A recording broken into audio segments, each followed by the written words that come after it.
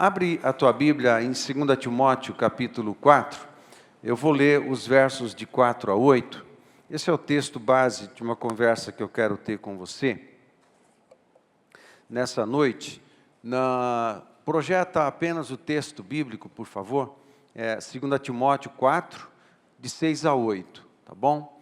E deixa o texto projetado, que eu vou conversando. E aquilo que eu quero dizer para vocês nessa noite está baseado nesse texto, não apenas, também um pouco em Atos, no momento em que Paulo está conversando com os presbíteros da cidade de Éfeso, ali em Mileto, quase no final já da sua terceira viagem missionária, um pouco antes dele voltar para Jerusalém, para a região da Judéia, na verdade, região da Judéia, quando ele é preso, então, e depois fica alguns anos até iniciar a sua viagem a Roma, né, já preso. E eu quero conversar com você um pouco a respeito disso tudo.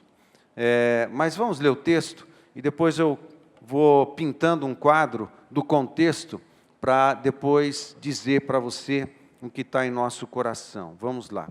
O texto de 2 Timóteo 4, de 6 a 8, diz assim: Quanto a mim, estou sendo já oferecido por libação, e o tempo da minha partida é chegado.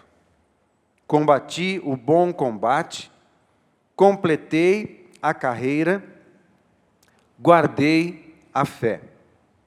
Já agora, a coroa da justiça me está guardada, a qual o Senhor, reto juiz, me dará naquele dia, e não somente a mim, mas também a todos quantos amam a sua vinda. Amém? Baixe sua cabeça, vamos orar um pouco mais. Pai amado, te agradecemos por este texto sagrado, te agradecemos por esse momento em que Paulo estava vivenciando ali em Roma, escrevendo para Timóteo, e te agradecemos o testemunho que Paulo carregou e repartiu, e as lições que deixou para nós, e sabemos que é o teu poder que faz isso. Senhor, eu sei que o Senhor tem coisas para falar para a gente nessa noite, já tem feito isso, e eu peço que o Senhor continue, o Senhor ministre ao nosso coração, segundo a tua vontade. Eu te peço de verdade, que o Senhor libere ainda mais uma carga de poder sobre todos nós, para que possamos, ó Deus, discernir um pouco melhor a tua própria vontade. Senhor, fala com cada um de nós, e te agradecemos, no nome do Senhor Jesus. Amém e amém. Estão comigo, gente? Deixa eu pintar um quadro para você do contexto, para depois voltarmos a esse texto e passearmos por Atos e alguns textos mais. Primeiro, eu chamo a sua atenção para o fato de Paulo mencionar que ele tem uma coroa de justiça que o aguarda. Amém, gente? Uma coroa de justiça que o aguarda. É muito interessante esse assunto, é muito interessante você passear na Bíblia e verificar os textos que mencionam as coroas.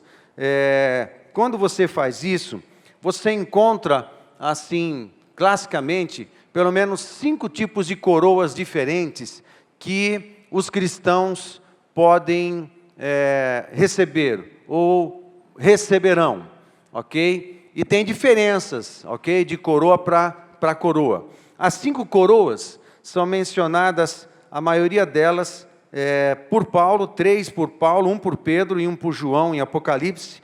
A primeira é chamada de a coroa incorruptível. Há uma menção dessa coroa em 1 Coríntios 9, de 24 a 25. Uma segunda coroa, você vê a coroa de regozijo, ou uma coroa de alegria. E Paulo menciona sobre essa coroa de alegria em 1 Tessalonicenses 2, 19. Muito interessante, você encontra algo sobre isso em Isaías 61, né? coroa de alegria ao invés de pranto. Então, existe algo que Deus coloca sobre nós, né? Que nos cobre, nos unge, nos capacita, e uma delas é essa coroa de alegria, coroa de regozijo. A terceira coroa é a coroa da justiça, que é essa coroa que Paulo está mencionando em 2 Timóteo 4:8. Tem uma quarta coroa, que é a coroa da glória, muito interessante. E você encontra a menção da coroa da glória em 1 Pedro capítulo 5, verso 4, e a quinta coroa é a coroa da vida. E João faz menção das palavras de Jesus em Apocalipse capítulo 2, verso 10, e nesse texto está ali mencionado a coroa da vida. Então, normalmente, a gente encontra 5 tipos de coroas diferentes aqui, que os cristãos serão coroados. E em 2 Timóteo 4:8, Paulo menciona a coroa da justiça. É muito interessante. Eu não vou falar de cada uma das coroas, mas vou mencionar algo sobre esta coroa que Paulo está dizendo, a coroa da justiça. E chama a sua atenção para isso. Primeiro, coroa, ela é um símbolo de autoridade. Amém, queridos? Amém? A coroa é um reconhecimento. Quem usa coroa é rei. Amém? Ninguém mais usa coroa. Só os reis usam coroas. Mas isso tem a ver com os filhos de Deus? Tem a ver com os filhos do reino? Sim. Nós somos os filhos do reino. Jesus é o rei do reino. E nós somos os filhos do reino de Deus. E ele diz que o nosso sacerdócio, em 1 Pedro 2, verso 9, é um sacerdócio real. Então, e Deus também fala, e Jesus também mencionado por João em Apocalipse, fala que nós fomos chamados como reis e sacerdotes para governar juntamente com Cristo.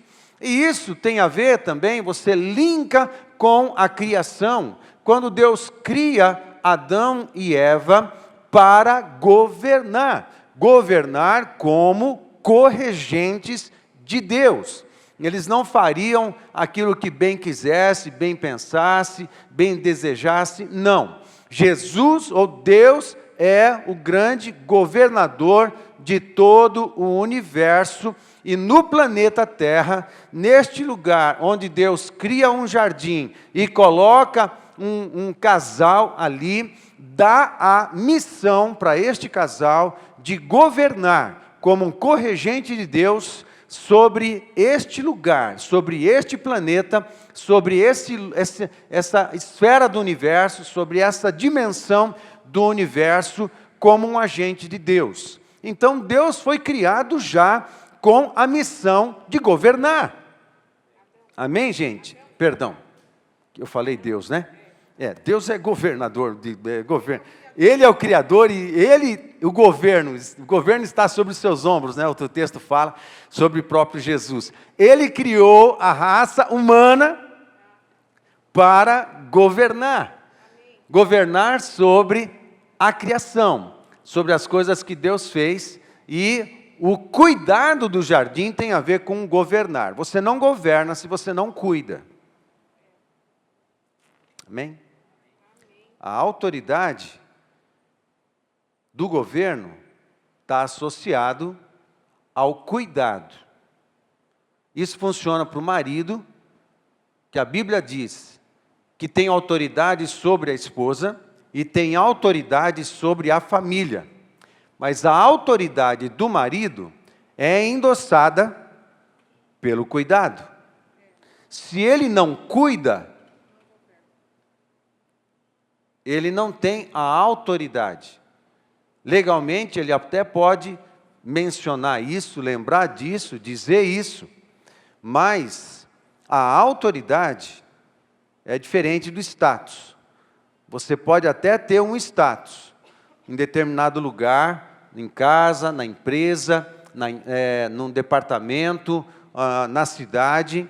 Pode-se até ter o status de governador, de governante, mas terá ou não autoridade se você cuidar. Amém? Se você cuida da sua esposa, a autoridade permanece sobre você. E você não precisa dar carteirada em nenhum momento, porque a autoridade permanece sobre você. Amém? Assim também, um empresário, quem está no mundo corporativo, e exerce autoridade sobre outras pessoas, sim, ele precisa cuidar. Sim, também no governo.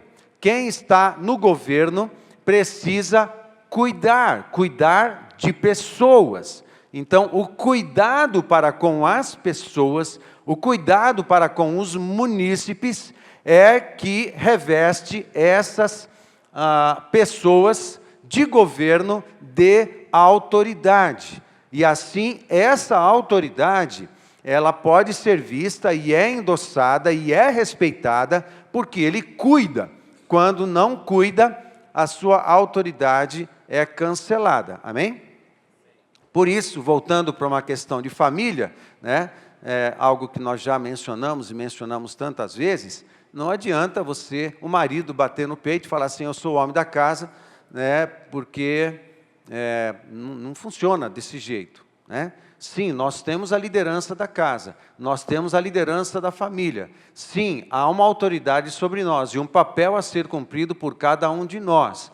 Mas a autoridade que nós temos sempre está associada ao cuidado, daquilo que nós cuidamos. Se eu cuido da minha esposa, e cuido dos meus filhos, e cuido dos meus netos, aí a autoridade permanece sobre nós. Amém? Então é assim que funciona. Não é uma questão de levantar a voz, não é uma questão de ser grosseiro, não é uma questão de bater na mesa, não é uma questão de nada parecido com isso. Amém, gente? Né? Então, é porque a autoridade simplesmente ela permanece, porque há cuidado. Né? Onde há cuidado, também há amor, há também paz, há também suavidade, há tudo isso. Amém, gente? Então, a coroa, Deus nos fez como governantes, como raça humana. O pecado estragou tudo isso, né? O pecado tirou a gente do nosso lugar. E a Bíblia fala que nós entregamos para Satanás aquilo que Deus entregou para nós. Então, pelo pecado, nós entregamos na mão do nosso inimigo a autoridade. Por isso, quando o diabo, conversando com Jesus ali na tentação, ele fala assim, eu te darei todos esses reinos, numa das tentações, se prostrado me adorares. E ele tinha esses reinos mesmo ou não tinha? Claro que ele tinha. De fato, Deus deu a terra aos filhos dos homens, mas por causa do pecado, o homem entrega isso nas mãos dos nossos inimigos. E aí Jesus responde a essa tentação, né? Mas também está escrito, ao Senhor teu Deus adorarás, e somente a Ele, né? Pois somente Ele é digno de honra e de ser adorado, somente Ele é santo, ok? E então, o homem perdeu. Isso começa a ser restaurado e começa a ser restituído somente em Jesus. Somente em Jesus. Mesmo que outras pessoas nessa terra, elas consigam construir empresas, consigam construir cidades, consigam construir povos, consigam construir muitas coisas, mas somente com Jesus, essa empresa, ou essa cidade, ou essa sociedade, tem as marcas do reino de Deus, que é paz, justiça e alegria. Amém, gente? Ok? São as marcas do reino de Deus. Se você não tem Jesus na parada, aqueles que exercem autoridade e exercem governo sobre pessoas, através de empresas ou governos, sejam municipais, sejam estaduais, sejam federais, ou governos mundiais, seja lá o que for, sem Jesus, o que acontece é opressão, o que acontece é opressão, ok? é manipulação, controle, e se aproveita, as pessoas, umas se aproveitam das outras, e não funciona. Precisa ter Jesus na parada para tudo ser restaurado. Mas quando Jesus entra na nossa vida, Ele vai colocando as coisas em ordem, Ele vai restaurando o nosso papel. E Ele começa geralmente em casa, Ele começa restaurando o nosso papel dentro da nossa família, dentro do nosso casamento. As coisas vão para o lugar, não automaticamente. Você tem que trabalhar para essas coisas irem para o seu devido lugar. A mulher, para ocupar o seu devido lugar e cumprir o seu devido papel, tem que ter esforço para a mulher voltar para o seu papel, como também tem que ter esforço para o marido assumir o seu lugar de liderança na sociedade familiar. Tem que ter trabalho, porque naturalmente está tudo desarrumado. Então é preciso de esforço, sim, para cada um cumprir o seu papel na graça e na unção do Senhor Jesus. Mas quando existem os ajustes, quando há desajuste, mesmo entre os filhos de Deus, quando há desajuste, aí esse desajuste provoca um estado de déficit de unção, de déficit de graça, de déficit de poder nessa sociedade. Então a sociedade familiar convive com algum grau de sofrimento, porque os papéis ainda não foram corrigidos. Mas quando, por esforço sim e busca, os papéis são corrigidos, aí quando se corrige, cada um entra no seu devido lugar, vai para o seu lugar, parece que os céus abrem e há uma porção de graça e de poder que recai sobre aqueles que se ajustam ao padrão de Deus a respeito de tudo, a respeito da sociedade. Quando você se ajusta, há um liberar de graça e de poder e de unção sobre a tua vida. E isso não apenas quanto ao governo, não apenas quanto ao casamento, isso com relação a tudo, com relação à sua própria vida. Quando você se ajusta, você sai da prisão de algum pecado habitual, cotidiano, quando você corrige a sua vida e se ajusta ao padrão de Deus, esse movimento que você faz, você sai de um lugar que está marcado por pecado, marcado por vícios, vícios de pecado, não apenas vícios de elementos químicos, mas vícios de pecado, vícios de má conduta, vícios de mentira, vícios de palavrão, vícios de outras coisas, pornografia, vícios de pequenos furtos, vícios de preguiça, vícios de não completar aquilo que você começa, vícios. Você se movimenta de um lugar para outro e você ajusta a sua vida. Aqui tem um tipo de graça, tá? Quando a pessoa está desajustada, existe uma porção de graça que recai sobre todos nós temos coisas para ajustar, que é uma graça que está sempre associada ao quebrantamento e ao arrependimento. Há um poder para nos ajustarmos, amém, gente? O poder que recai sobre todos nós, quando a nossa vida está desajustada em alguma área, esse poder é um poder de nos movimentarmos desse lugar de escravidão. Nós confessamos os nossos pecados, chegamos ao quebrantamento, expomos a nossa vida ao Senhor, somos curados e recebemos um poder da parte do Espírito Santo para corrigir isso, sairmos desses vícios e sairmos dessa postura e desse lugar, e a gente se movimenta para um lugar ajustado ao padrão de Deus, ao reino de Deus de família, ao reino de Deus de cidadão, ao reino de Deus de marido, ao reino de Deus de esposa, ao reino de Deus como cidadão, ao reino de Deus como ministro de Deus. Quando a gente vem para esse lugar, o tipo de poder que recai sobre nós aqui neste lugar é outro.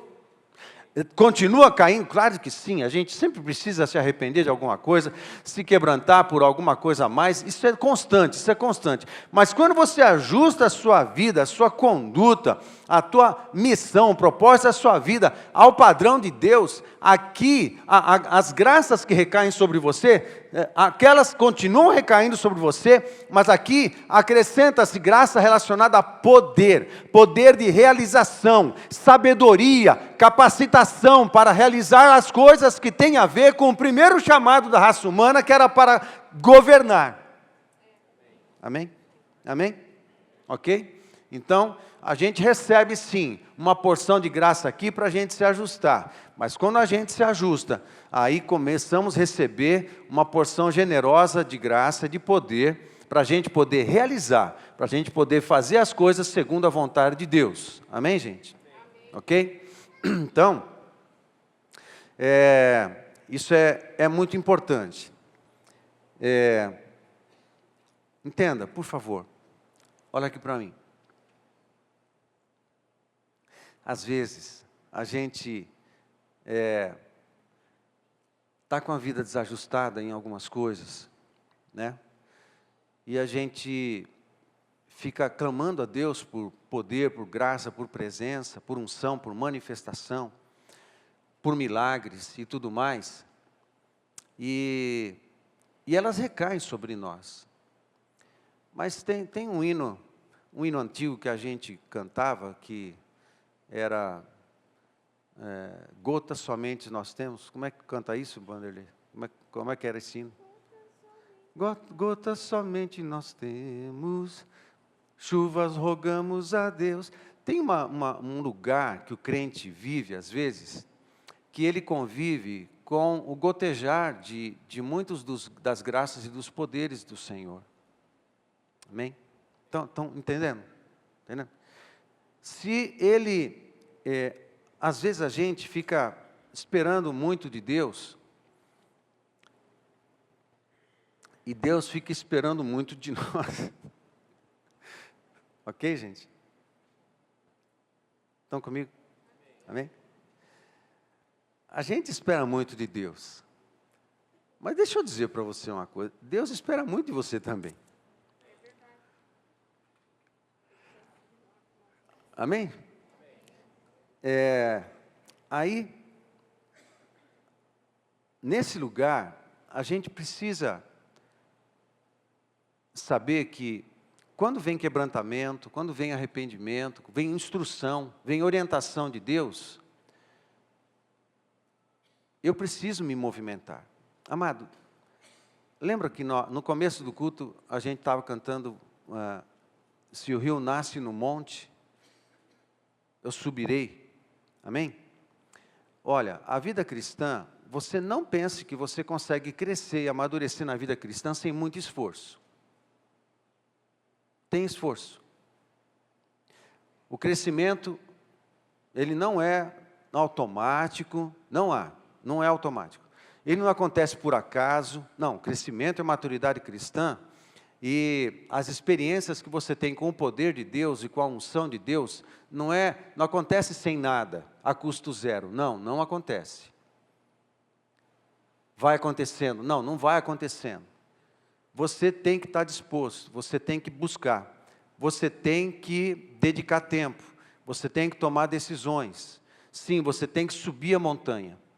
Você tem que, às vezes, dormir um pouco menos. Às vezes, você tem que abrir mão de algumas coisas para as coisas relacionadas às suas disciplinas espirituais. Às vezes, você precisa abrir mão de coisas, e isso é esforço. Amém, gente? Estão comigo, gente? Amém? Isso é esforço. Você tem que abrir mão de coisas. Na vida cristã, essa dinâmica de você separa, né, faz uma cisão, né, tira aquilo que precisa tirar para acrescentar o que precisa ser acrescentado na sua vida. Precisa de mais oração? Você acha que você precisa de mais tempo para oração? Quem acha que tem que gastar mais tempo com oração? Amém? Eu também acho. Também. Então, isso não vai acontecer se a gente não fizer alguma coisa. Amém? Amém? Quem acha também que precisa ler um pouco mais da palavra de Deus? Sim, isso não vai acontecer, eu também. Isso não vai acontecer sem que você decida tirar algumas coisas do caminho. Né? Quem que não quer experimentar no lugar certo, com a vida devidamente ajustada aos padrões de Deus, experimentar porções novas de poder, porções novas de revelação, porções novas de experiências com o Espírito Santo? Amém? Quem que não quer isso? Não vou nem perguntar, né? Todos nós queremos, e eu também quero. Nós queremos viver uma vida espiritual em novo nível. A gente quer fazer essas coisas, né? A gente experimenta. A gente pode experimentar cada vez mais as coisas de Deus e se acostumar com o sobrenatural, né? Viajar ao céu, ter visões espirituais enquanto você para orar. Você abrir a palavra de Deus e você parar para chorar, porque o Espírito Santo está falando com você. E você sabe que Ele está falando com você, e Ele revela alguma coisa do seu coração, e acaba curando sua alma a respeito de muitas coisas. Quem que não quer conviver com experiências poderosas, maravilhosas, graciosas, de uma presença com o Senhor, uma presença que enche a nossa vida, e parece que não existe mais nada, só existe a gente e Ele, só existe nós dois, né? Quem que não quer isso? Todos nós queremos, mas, meu amado, todos nós queremos, mas para termos essas experiências, a gente precisa se movimentar, a gente precisa abrir mão de coisas para passar a fazer outras coisas, a gente precisa de um esforço. Esse esforço não é meritório, nenhum esforço que a gente faz na nossa vida, quanto à nossa disciplina espiritual, nos traz mérito para alguma coisa, porque sempre será graça. Você se movimenta para um ambiente de mais graça. Amém? Depois você se movimenta para um ambiente de mais graça um pouquinho ainda. Depois você vai entendendo como que você pode fluir nesse ambiente de graça cada vez maior, e você se movimenta mais um pouco ainda. E você vai se movimentando sempre no ambiente de graça, porque é graça sobre graça. Nós não somos merecedores de absolutamente nada, nem das coroas que Deus disse que vai colocar na nossa cabeça. Amém? Nós não somos merecedores das coroas que Deus vai nos dar. Não somos, de nada. Daí a ideia da coroa de justiça. Não é uma coroa de justiça quando ele menciona o verso... Essa é a primeira coisa que eu estou mencionando para você. A coroa de justiça que ele menciona no verso 8. Não é a coroa de justiça pelas suas obras. Deus está sendo justo, afinal de contas, Paulo entregou anos da sua vida para a obra do ministério, e a coroa será uma coroa de justiça por um prêmio que ele está recebendo da parte do Senhor por ter dedicado a sua vida. Não, não é isso. Não é isso. A coroa de justiça, e praticamente todas as vezes que aparece a palavra justiça, isso está na Bíblia, no Novo Testamento, está associado ao sangue. Está associado ao sangue, não do Paulo, está associando ao sangue de Jesus. Amém, queridos?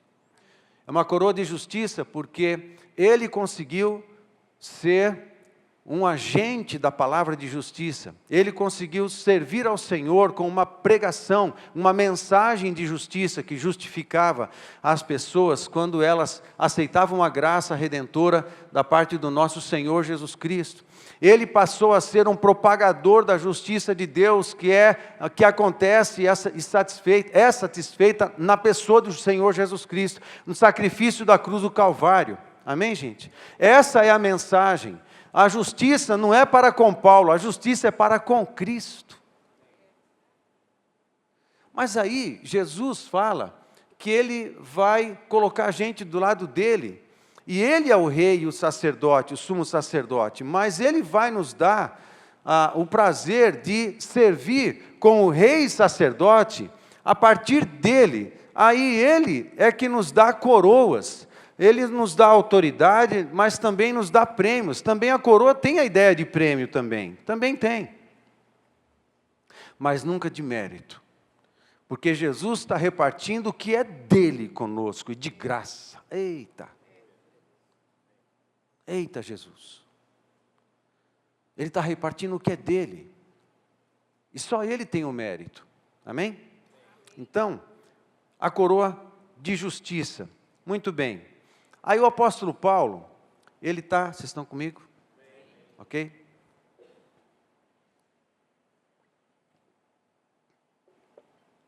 Olha que interessante, o apóstolo Paulo está em Roma. O ano talvez fosse 67.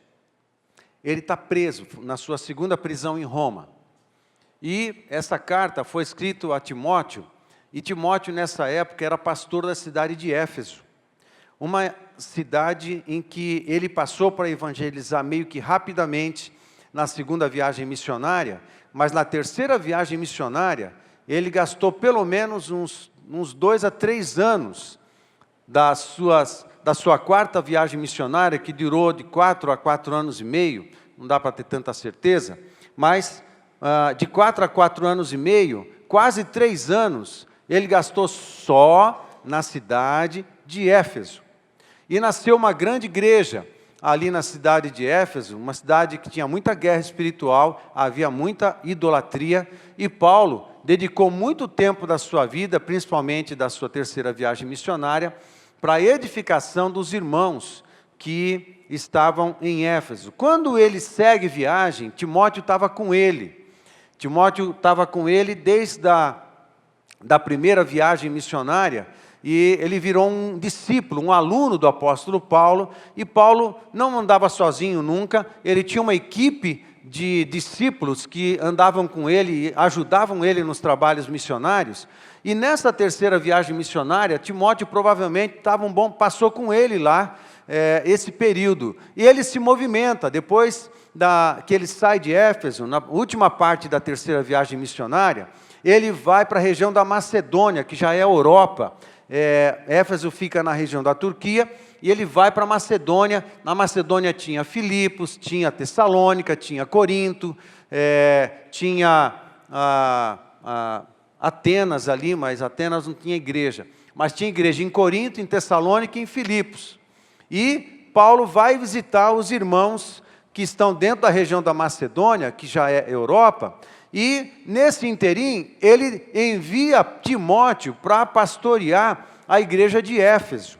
E ele fica lá cuidando da igreja e formando os presbíteros. E quando ele escreve essa segunda carta a Timóteo, Timóteo já estava há alguns anos pastoreando a cidade de Éfeso. Acontece que é interessante você notar o seguinte: quando Paulo está terminando a sua terceira viagem missionária, ele volta da região da Macedônia, e ele passa de novo na região da Ásia, e ele para num porto, numa cidadezinha chamada Mileto. Amém? Estão comigo? É importante você estudar geografia bíblica. Amém? Para me acompanhar, principalmente quando eu não mostro mapa nenhum, né? Eu não estou mostrando mapa nenhum, não é pegadinha, não é nada, tá? Não é nada, é só que eu não consegui, eu ia fazer com muita alegria, é que eu não consegui fazer. Só isso, não consegui fazer nem os slides hoje. Beleza, mas é importante você ler geografia, estudar geografia bíblica. Faz muita diferença quando você estuda e entende os locais e tudo mais. Ainda mais quando a gente fizer a nossa viagem para lá, Deus permita, antes da sua segunda vinda, né? Num tempo mais seguro, aliás, a gente consiga formar uma turma aqui da nossa igreja, para a gente fazer uma viagem para Israel, né? E quem sabe a gente passa na Turquia também e visita algumas cidades lá. Muito bem.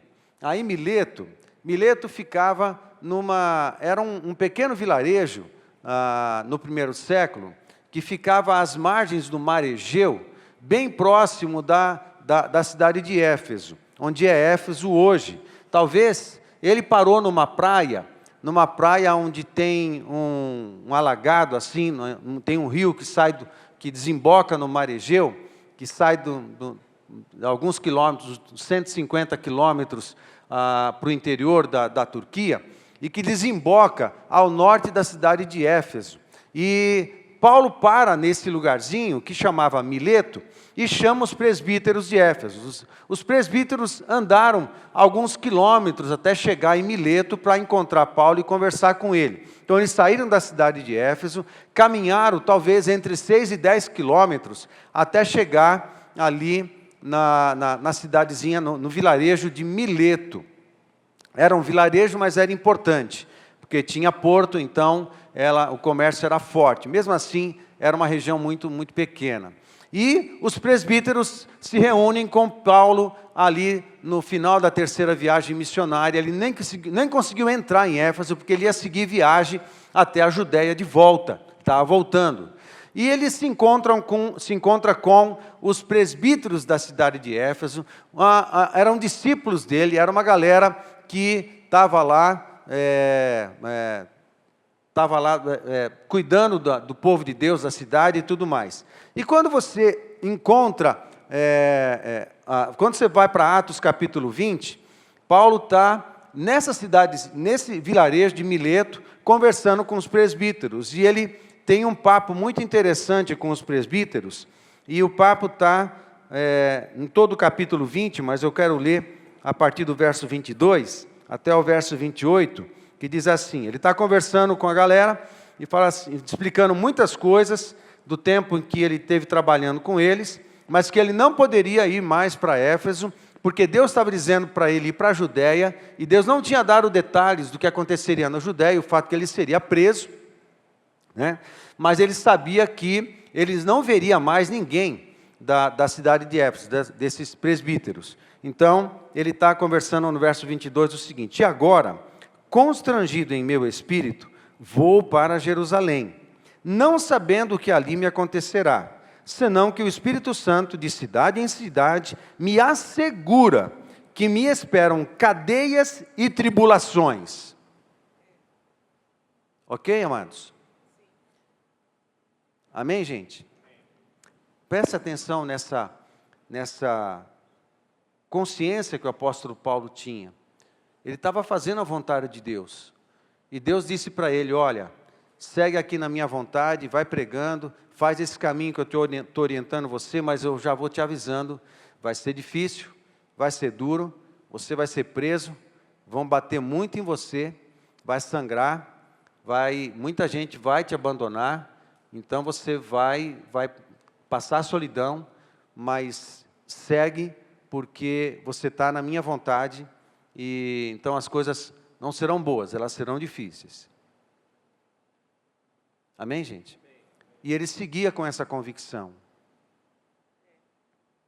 O tipo de cristianismo em que a gente só quer ouvir palavra boa o tempo inteiro, o tempo inteiro, o tempo inteiro, não é bíblico. Amém? Não é bíblico, nem é correto. Nós somos um exército, às vezes tem baixas, às vezes sangra, às vezes a roupa rasga, às vezes dói, muitas vezes dói, e muitas vezes temos perdas. Amém, gente? Muitas vezes temos perdas. Faz parte da vida cristã. Só que, como disse domingo passado, você só perde o que você pode perder. Amém? Se você perdeu, é porque você podia perder. Porque aquilo que você não pode perder, você não vai perder. Porque tem a ver com as coisas eternas. Amém, gente? Então, essa mentalidade do apóstolo Paulo, essa mentalidade que percorre todo o Novo Testamento, ela é muito preciosa para nós. Porque ela deve nos dar um choque de realidade do que é de fato o cristianismo. Porque deve-se ter um esforço, sim, de cada um de nós, para continuarmos na aliança que nós temos com Jesus Cristo. Amém, gente? No compromisso que eu tenho com a missão, deve-se ter um esforço, sim. Quando você vai entendendo isso, você sai do centro da sua própria vida. Porque às vezes, lembra daquela figurinha nos folhetos da ABU, de evangelização, como é que chama aquele? Hã? Não entendi, não. Os folhetos da ABU, gente, esqueci o nome. Que aparece assim, dentro dos folhetos da ABU, tem um desenhozinho, que é um círculo que representa a nossa vida, que tem um troninho dentro do círculo, que representa o nosso coração, nosso centro de governo, e que, às vezes, Jesus não está sentado no trono da nossa vida, mesmo sendo cristãos. Ele está dentro da nossa realidade, ele está dentro do círculo, não está fora do círculo. Ele está dentro do círculo, está dentro da nossa vida. mas Ele não está governando a gente. Ele não está governando o nosso casamento, Ele não está governando os meus projetos de vida e de crescimento.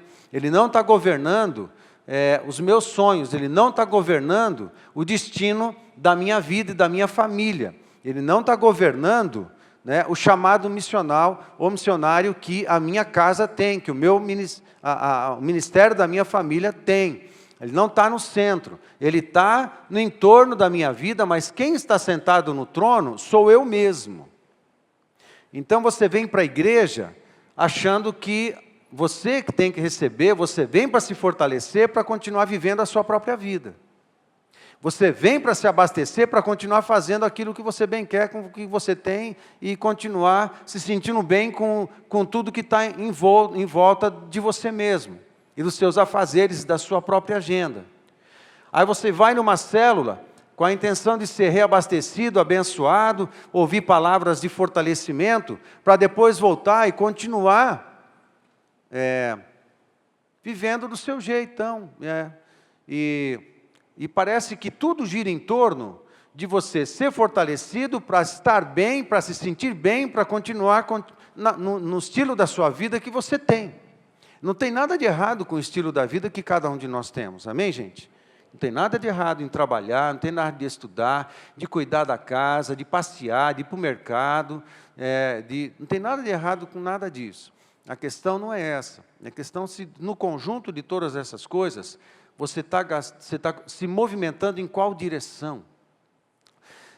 Está na direção das coisas do reino de Deus, das coisas eternas, ou você está vivendo um dia de cada dia, um atrás do outro, tentando ganhar o pão de cada dia para comer no dia seguinte, e no final do mês ganha o seu salário para poder fazer a compra e continuar o mês tudo igual? Não é muito divertido isso. Não é muito divertido. Divertido é você estar na obra do ministério, convivendo com o sobrenatural, tendo desafios maiores que você e lidando com os impossíveis, para você ver as intervenções do sobrenatural sobre a tua vida. E de você estar ministrando na vida de uma pessoa, sabendo que lhe falta capacidade, mas o Espírito Santo te dá uma palavra de revelação e você passa a ser um instrumento para ministrar na vida de outra pessoa. Tem a ver com você abrir mão de uma agenda social para você ir na casa, numa reunião de célula, para poder ser bênção na vida de alguém. Você precisa fazer escolhas. Amém, gente? Tem a ver com Deus está guiando você, e você sabe que você está crescendo, e todos os depósitos que Deus já fez na sua vida, de dons, de capacidades, experiências, tudo isso está sendo amadurecido e colocando à disposição da edificação das pessoas, o avanço do Evangelho e a glorificação do Senhor. Tudo que Deus já depositou na sua vida. Tá? Não existe para Deus secular e santo. Então, se você fez engenharia, isso é para o reino de Deus. Se você fez medicina, é para o reino de Deus. Se você fez arquitetura, é para o reino de Deus. Se você fez comércio exterior, é para o reino de Deus. Se você fez jornalismo, é para o reino de Deus. Se você fez línguas, é para o reino de Deus. Amém, gente? Não existe secular e santo. Para Deus só tem uma coisa. Deus tem depositado em você tantas coisas e capacitado você para te usar como instrumento para os seus propósitos. Amém?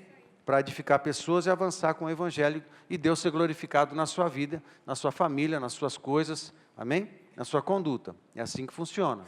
Então, o que acontece? Paulo, se você faz o desenho de Paulo, o círculo da sua vida, o trono, muitas vezes Jesus está aqui dentro do círculo, mas sou eu que estou no trono. Aí se você faz esse desenho do apóstolo Paulo, nitidamente você colocaria Jesus no trono, Paulo estava em algum lugar dentro do círculo, nas extremidades, mas era Jesus que comandava tudo. Então, se ia dar ruim em Jerusalém ou não, não fazia muita diferença. O que era importante é que ele tinha uma direção de Deus para ir para lá. Ah, mas tem uma promessa de bênção. Filho, o que é promessa de bênção? Segue aí fazendo a vontade de Deus. Nós precisamos de bênçãos? Claro que precisamos, todos nós precisamos. Muito, todos os dias. Nós precisamos, mas nós já temos elas. A Bíblia fala que as bênçãos correm atrás da gente. Não é isso? Não está escrito na sua Bíblia isso? Se a Bíblia diz que as bênçãos correm atrás de nós, às vezes a gente está aqui ainda, vamos pensar que aqui eu estou no trono da minha vida, e aqui Jesus está no trono da minha vida. Então, às vezes a gente está aqui e a gente busca Deus por bênçãos, todos nós fazemos isso, não há nada de errado. Mas a nossa vida ainda não está devidamente ajustada aos padrões do reino dos céus. Então aqui a gente fica clamando, clamando, e a gente convive com um gotejar. Agora, aqui, as bênçãos vão correr atrás da gente. Capite? Estão comigo, gente? Estão comigo? Por que eu estou falando tudo isso? Porque eu quero pensar igual o apóstolo Paulo. Eu quero que essa mentalidade de reino de Deus e de vida e de destino cubra a minha mentalidade, o meu coração, direcione a minha vida. Porque é assim que o Novo Testamento pensa os discípulos de Cristo. Amém, gente? Então, eu não estou nessa igreja ou nessa célula porque aqui é muito legal. E as pessoas são legais, e sempre tem comida no final. Não, eu estou aqui porque Deus me falou para estar aqui, e eu tenho um propósito para cumprir, para abençoar as pessoas, e a gente somar todos os nossos esforços para fazer o Evangelho alcançar as demais pessoas da nossa cidade. E nós vamos somar todos os nossos esforços, todas as nossas capacidades, todos os nossos potenciais, todas as nossas habilidades para isso. Amém, gente? E nós vamos somar tudo que somos e temos para cooperar para a edificação do povo de Deus, auxiliar, amparar, fortalecer ao cansado, ao fraco, abençoar, mas também fazer o Evangelho chegar nas demais pessoas para que elas experimentem salvação. Amém, gente? Amém? Então, essa mentalidade cobria todos os discípulos do Novo Testamento. Sabe qual é o problema da igreja dos últimos dias? Porque Jesus disse nos sermões escatológicos de Mateus capítulo 24 e 25, que nós pregamos, vários desses sermões, ano passado eu acho, foi, né? Ano passado, e eu quero continuar pregando, estava conversando com Deus sobre isso, quero continuar pregando, e eu quero entrar lentamente em Apocalipse, passar a pregar, no livro de Apocalipse. Por que Jesus falou que nos últimos dias haverá apostasia, haverá pessoas que elas vão abandonar a fé? Por quê? Por que vai abandonar a fé? Como que alguém pode abandonar a fé? Jesus morreu na cruz por mim, como que alguém pode pensar em abandonar Jesus? Não tem o menor sentido, a não ser que ele, estando no centro da sua própria vida, olhe para Jesus e fale: você não está me satisfazendo. Você não está cumprindo as minhas expectativas. As bênçãos que o Senhor disse que iam liberar, eu não estou vendo correspondência. Eu não estou me satisfazendo com aquilo que o Senhor disse que o Senhor me abençoaria. Porque alguém falou que andar com Jesus e andar com o Senhor é uma vida de bênçãos, e de fato é. Mas você tem que entender que a palavra bênção, uma das raízes da palavra bênção em hebraico é joelho. Joelho. Uma das raízes, são duas raízes na palavra hebraico para bênção. Uma das raízes é joelho. Sabe quem é abençoado na mentalidade hebraica? Aquele que anda curvado, inclinado, quebrantado, obediente, submisso. Amém? Esse é o abençoado. Aquele que está diante de Deus, permanentemente curvado e submisso, e obediente, fazendo a sua vontade, e pagando os preços que forem necessários. Amém? Isso é ser abençoado. Não é anel de ouro, nem relógio, nem broche, nem roupa bonita. Não tem nada a ver uma coisa com a outra. Amém? Então, Paulo tinha essa mentalidade. Quando a gente Desculpa, eu achei que a gente já tinha mais tempo, mas não temos mais. Aí, você vê Paulo conversando com o pessoal de Éfeso lá na praia, e ele continua dizendo assim, verso 23, eu li, vou ler o 24. Porém, em nada considero a vida preciosa para mim mesmo. Amém? Em nada considero a minha vida, considero a vida preciosa para mim mesmo.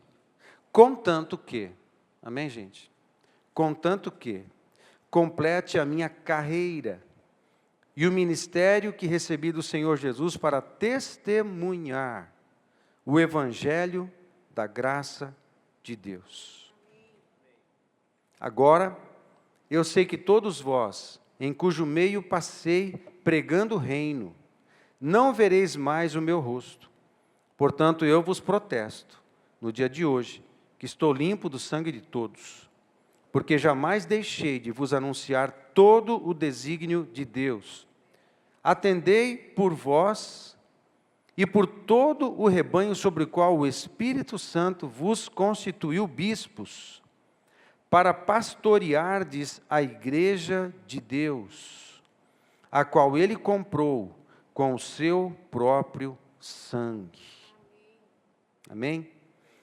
Ele termina, depois de alguns versos, no capítulo 20 mesmo, e eles se despedem, eles choram na praia.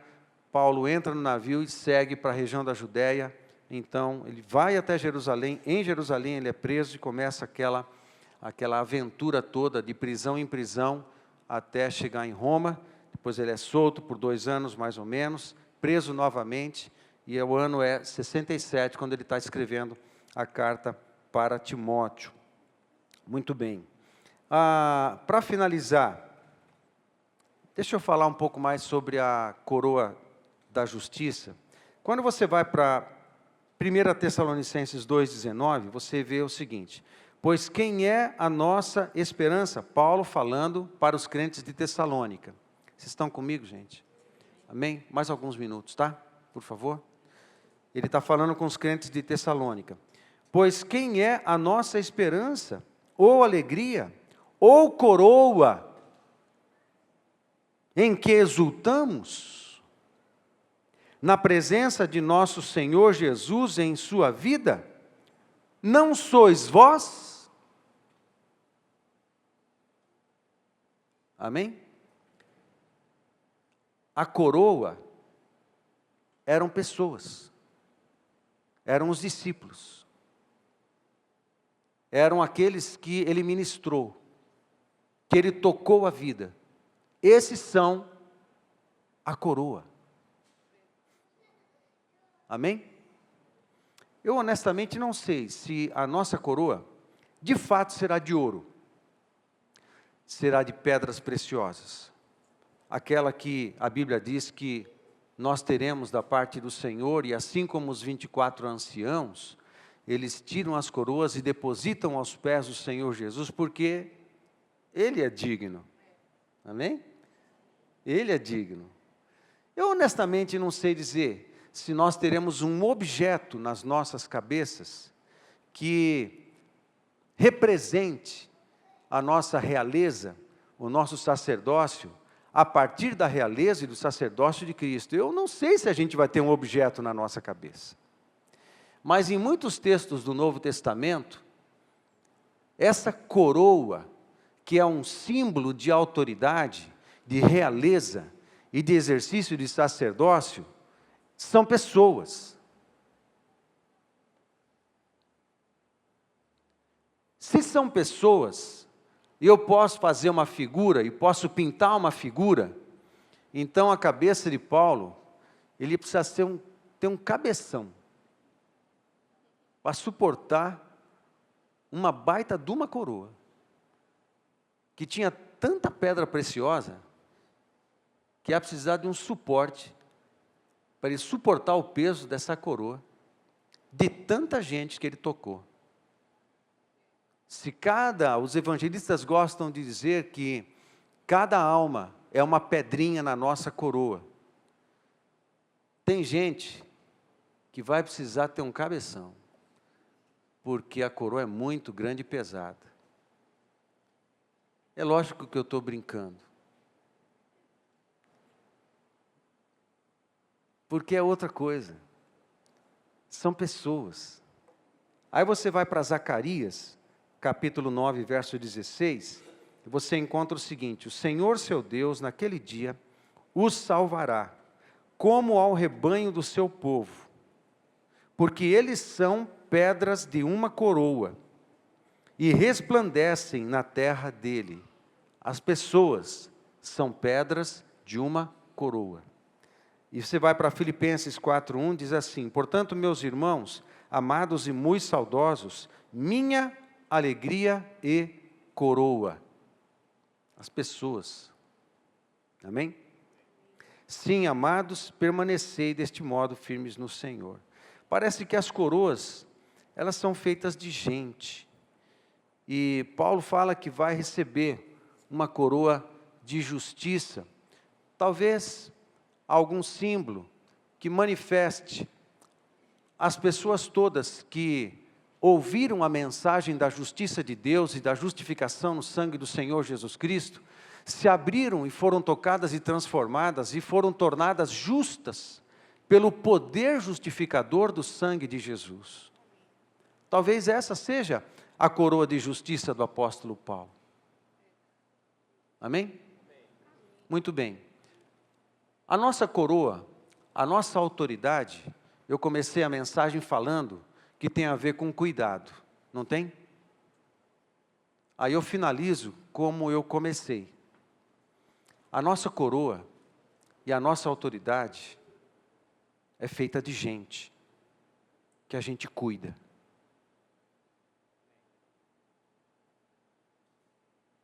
De alguma maneira, Deus vai dar reconhecimento por todas as orações que você fez, por todas as vezes que abriu mão de si mesmo para a vontade de Deus, por todas as vezes que você suportou chorando alguma tristeza dentro da sua casa, mas com um temor no seu espírito para não pecar.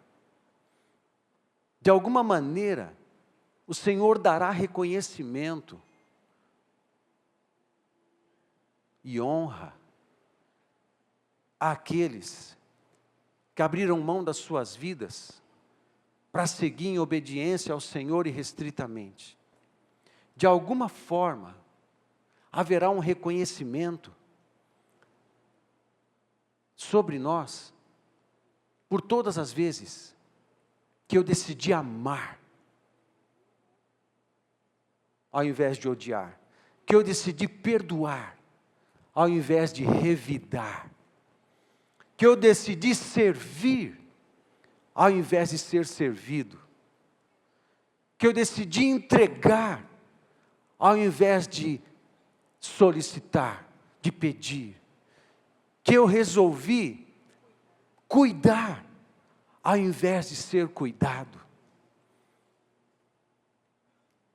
que eu resolvi me anular para Jesus aparecer. De alguma forma, o Senhor nos dará recompensa e reconhecimento por essas coisas. Mas tudo isso tem a ver com as pessoas que o Senhor colocou diante de nós para abençoarmos. Se de fato,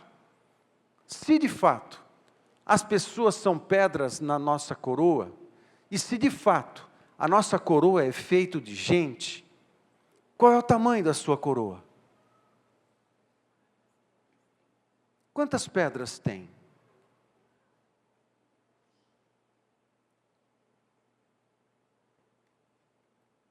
Quem são aquelas pessoas que você está tocando com graça, tocando em seus corações, tocando em suas vidas, com uma graça de Deus, para que a luz de Jesus e o amor de Jesus, de fato, faça uma diferença nessas pessoas?